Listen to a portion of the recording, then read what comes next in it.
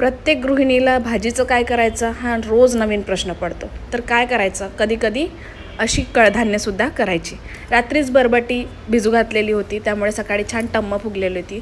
छान 3 पाण्याने स्वच्छ धुवून कुकरला 2 शिट्ट्या काढून घ्यायच्या. आता एका पातेल्यामध्ये अर्धा वाटी तेल घेऊन त्यात अर्धा चमचा राई जिरं घालायचं, 3 मोठे बारीक चिरलेले कांदे घालायचे, त्यानंतर 1 चमचा आलं लसणाची पेस्ट घालायची आणि छान परतून घ्यायची.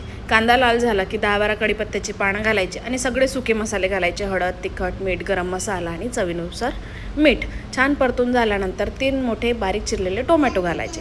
टोमॅटो छान मऊ पडला आणि तरीवरती आली की वाफवलेली बरबटी यात घालायची आणि छान मिक्स करून घ्यायचं. बघू शकता अतिशय सुंदर अशी बरबटीची उसळ आपली रेडी आहे. 10 मिनटं झाकण ठेवून बरबटी शिजू द्यायची. इतकी अप्रतिम लागते ना ही बरबटीची उसळ. तुम्ही पण नक्की करून बघा. कशी वाटली रेसिपी कमेंटमध्ये नक्की सांगा. व्हिडिओला लाईक आणि चॅनलवर नवीन असाल तर सबस्क्राईब करा.